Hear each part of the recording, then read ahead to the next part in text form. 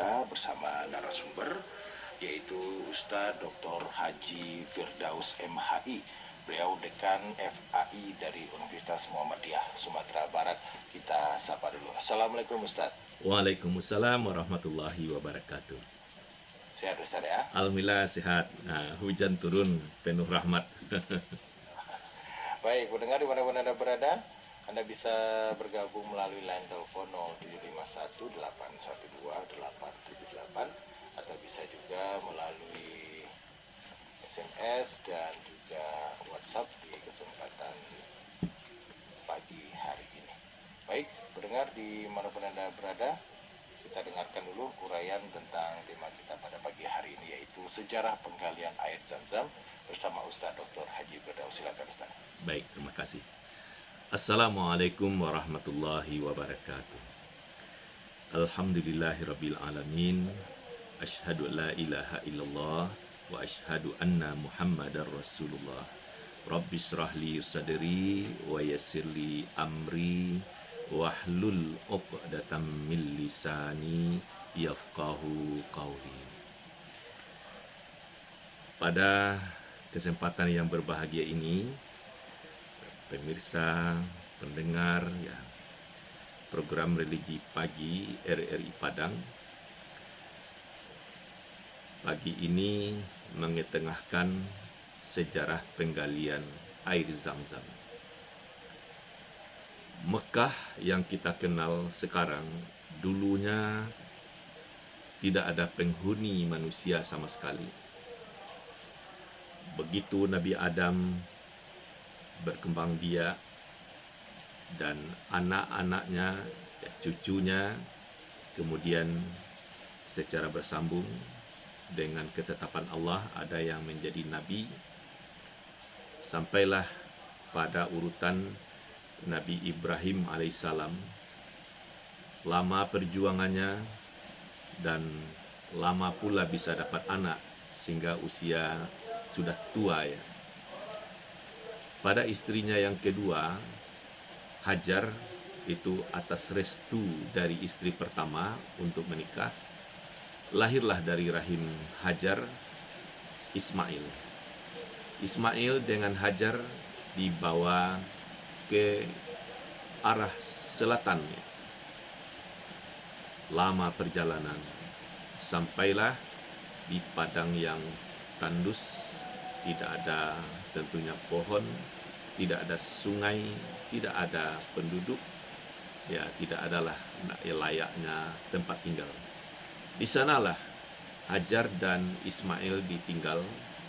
Tapi sebelum ditinggal, setelah 3 kali ditanya mengapa engkau meninggalkan, kata Hajar, lalu perkataan yang ketiga, engkau tinggalkan kami di sini, apakah perintah Allah? Ibrahim menoleh ke arahnya. Benar, ini adalah perintah Allah. Kalau memang perintah Allah, pergilah. Allah tidak akan menyia-nyiakan hambanya. Ya, pergilah Ibrahim. Sudah sampai di tempat yang strategis ya, mungkin tentu juga bimbingan wahyu. Dia berdoa sambil menghadap ke arah istrinya. Aku titipkan sebagian keluargaku di sisi rumahmu, supaya dia mengerjakan salat, dicintai manusia, dan berilah rezeki dari buah-buahan yang banyak yang engkau berkahi. Lalu dia kembali ke istri pertama, Sarah. Sepeninggal Ibrahim alaihissalam, Ismail bersama ibunya, persediaan makanan dan minuman benar-benar sudah habis. Dalam hitungan jam, Ismail tentu sangat lapar, masih bisa menyusu. Pada waktu-waktu berikutnya akan ada yang dimakan oleh Hajar, ibundanya. Air susu pun tidak ada. Lapar tidak bisa didiamkan, maka Ismail menangis. Nah, apa tekad yang dilakukan oleh Hajar? Yakni pergi ke bukit, jalan pergi ke bukit, namanya Bukit Safa. Sampai di Bukit Safa diperhatikan orang di depan, kiri kanan, tidak ada. Lalu kemana dia hendak melangkah? Akhirnya dia menoleh, oh ada bukit di samping kirinya. Untuk pergi ke bukit itu dia menurun lagi. Waktu menurun itu ya tentu tampilannya seperti lari-lari kecil lah. Jalan terus mendaki pula 400 meter lebih. Padahal perutnya sangat lapar ya. Tapi demi anak dan tetap berjuang. Sampai di Bukit Marwah, tidak ada pula orang yang bisa dimintakan, bisa menolong. Kosong, tidak ada penduduk. Lalu dia balik lagi, mana tahu di bukit yang pertama tadi entah ada pertolongan. Balik lagi, menurun pula, mendaki pula. Nah, sampailah 7 kali bolak-balik. Mulai dari Bukit Safa, Marwah, Safa, Marwah, sampai yang ketujuhnya itu di Marwah tadi. Sudah sekian kilo itu bolak-balik. Terdengarlah suara, dia ikuti suara itu. Kiranya di sisi anaknya. Maka jalan pula lah Hajar dari Bukit Marwah itu menuju anaknya. Yang jaraknya sekira 300 meter. Cukup jauh itu. Apa yang terjadi? Dia menyaksikan ada seekor burung mengepak-ngepakkan sayapnya dan menghentak-hentakkan kakinya.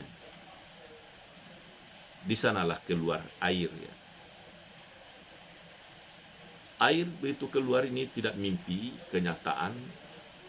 Maka dia tidak ingin air ini berserakan begitu saja. Maka dia kumpulkanlah pasir-pasir itu ya. Sehingga terbentuklah bendungan, maka air berkumpul. Dia berkata, Zamma, Zamma, Zamma, Zamma. Artinya berkumpullah. Jangan hilang begitu saja. Begitu air ini sudah menggenang, ya tentu suasananya dalam keadaan jernih, air itulah yang dia minum, dan begitu juga untuk anaknya. Ini sudah terbukti bahwa Allah tidak menyia-nyiakan hambanya kalau itu adalah atas perintah dari Allah.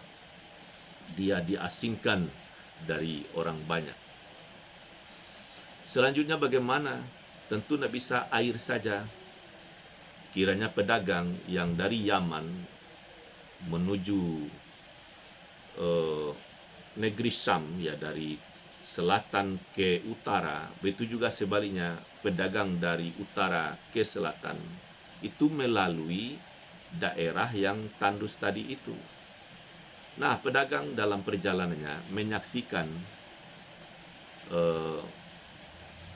ada burung berterbangan. Lalu diminta kepada suruhannya, ya kalau pedagang itu kan punya anak buah, coba saksikan itu ada burung, mana tahu ada air di bumi. Ya ditelusurilah di mana arah burung, lalu bertemulah dengan seorang perempuan bersama anaknya, tapi di sisinya ada air. Terjadilah dialog, walaupun bahasa tidak nyambung, tapi ia bisa mengerti dengan bahasa isyarat. Intinya suruhan tadi minta air, ya dikasihlah.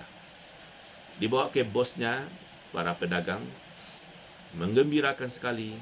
Nah, disinilah terjadi dialog yang lebih panjang. Pedagang-pedagang tadi meminta air, diisilah pundi-pundi airnya. Ya mungkin dulu, kalau sekarang kan galon ya. Dulu tuh bisa saja bak air dibuatkan dari kulit sehingga airnya tidak merembes. Nah, diisi tabung-tabung airnya itu. Nah, saya menduga di sini walaupun dalam bacaan tidak ditemukan pedagang yang mendapat air yang banyak, karena waktu itu air di samping mahal tapi juga sulit ya. Ini dapat air. Keyakinan saya begini, tapi kalau apa bisa diralat ya. tentu pedagang ini memberi juga kepada hajar, bisa berupa pakaian, bisa berupa makanan. Namanya pedagang, yang dijual itu memang ya ada berupa pakaian, ada ya semacam makanan, minuman, buah-buahan. Ya sejahteralah hajar. Nah, selanjutnya pedagang-pedagang yang cerdas ini, yang namanya pedagang karena bergerak, otaknya cerdas, pikirannya tumbuh, ada ide sambil istirahat ya dibuat tenda, minta izin supaya dibuat tenda. Nah, kalau pedagang ini membuat tenda, kemah, tentu juga hajar dikasihlah. Nah, sehingga hajar juga punya tempat tinggal. Akhirnya ya pada mulanya ya beberapa hari, akhirnya beberapa bulan, terus bertambah juga orang buat tenda sampai sekian lama, bahkan sampai beranak pinak orang di sana. Maka sekeliling air Zam-Zam itu terbentuklah perkampungan. Ya, perkampungan, akhirnya bertambah ramai, dan seterusnya. Ini di stop sampai di sini. Terus untuk diskusi kita dalam perjalanan pemeliharaan air Zam-Zam itu di zaman bangsa Jurhum, ya adalah semacam kelalaian atau pertikaian, sehingga air Zam-Zam tertutup, hilang dari pandang mata, tidak ada lagi. Sampailah pada zamannya Abdul Muthalib. Abdul Muthalib dalam mimpinya sampai 3 kali ya, berulang-ulang itu, tapi intinya sama, supaya digali sumur yang tidak jauh dari Ka'bah. Nah, di sini dia mendapat perlawanan, maksudnya ya dilarang jangan ada penggalian. Tapi karena dia meyakinkan bahwa ini adalah mimpi yang tidak bisa diabaikan, akhirnya ya dia gali. Digali, memang ada air, dan sejak penggalian dari Abdul Muthalib itu sampai sekarang dipelihara, air Zam-Zam tidak pernah habis-habisnya.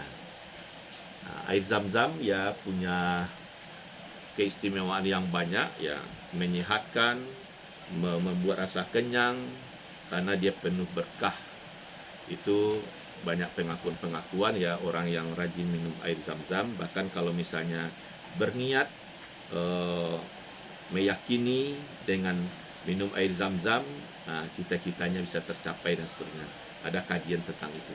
Tapi karena kita fokus tentang sejarah penggalian air Zam-Zam, maka artinya adalah air tidak datang begitu saja. Ada usaha, seperti Hajar, dia berusaha mendapatkan pertolongan dengan bolak-balik.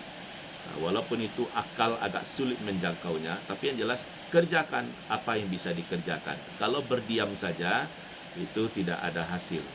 Yang penting melangkah untuk bekerja, hasilnya Allah yang menentukan. Allah tidak akan pernah menyia-nyiakan usaha hambanya. Mungkin untuk pengantar Pak Yudi kita cukupkan. Ya tentu kita butuh masukan dari pendengar kita. Kita akan saling berbagi, tidak mengajar sifatnya. Mana tahu nanti dari pendengar kita punya bacaan dan ada masukan-masukan. Oke, Pak Yudi. Ya, baik. Terima kasih Ustaz dan dengar.